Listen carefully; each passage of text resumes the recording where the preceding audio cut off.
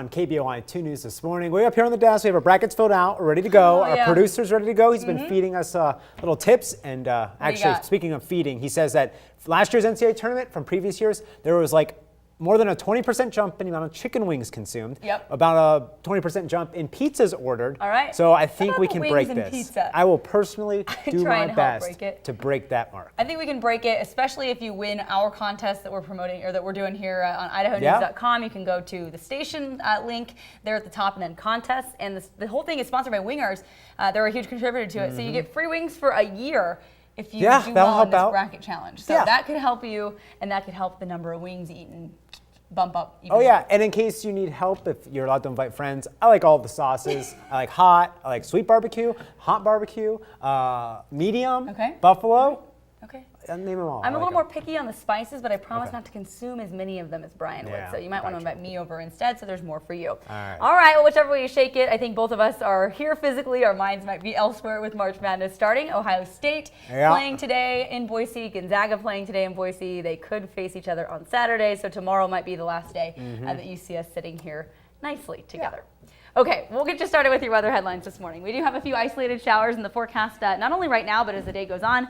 Unsettled weather continuing through the weekend. Temperatures, though, will stay pretty steady, and then we dry out next week. So that's kind of a look at what's coming. One look back at yesterday, we actually tied a record for daily rainfall. We picked up over a half of an inch on this day. In 1927, we picked up the exact same amount. So 0.54 was the number, and that ties us in the record book. So yeah, it was a wet start out there, and a lot of that happened in the first few hours of the day. Some of you woke up and didn't even really realize how much it had rained, but it was a wet one out there yesterday. So still dealing with these unsettled conditions today, courtesy of this area of low pressure and the core of this, which is still off the Pacific Northwest coastline. However, it's sending showers inland, and that trough is digging further and further in and closer to us. So we are dealing with some spotty showers out there this morning.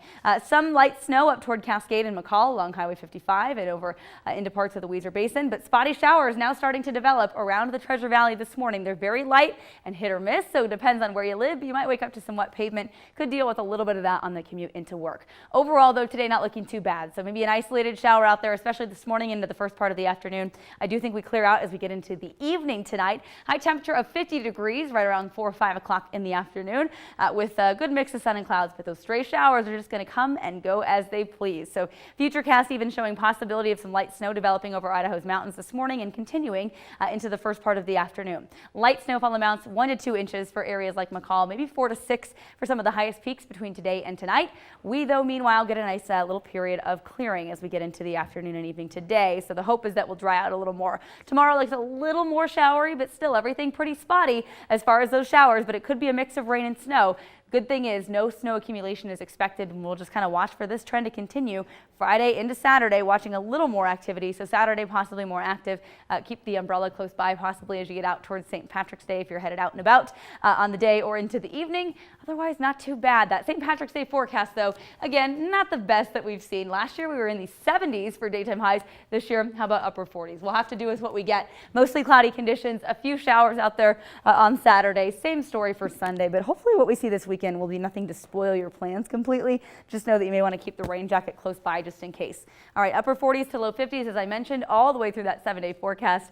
Beyond Sunday, we're dry for a couple of days, and then I think we've got another storm looking to move into the region on Wednesday, which could mean some more rain showers for us, but at least our temps stay in the 50s, meaning we shouldn't be talking about accumulating snow. Yeah, spring-like temps for the very end of winter, almost the start of spring. Start of spring, 5 days away. All right, thank you very much, Denny. 6:19 this morning. Let's head back outside, see how things are looking on our roads with Ron O'Brien in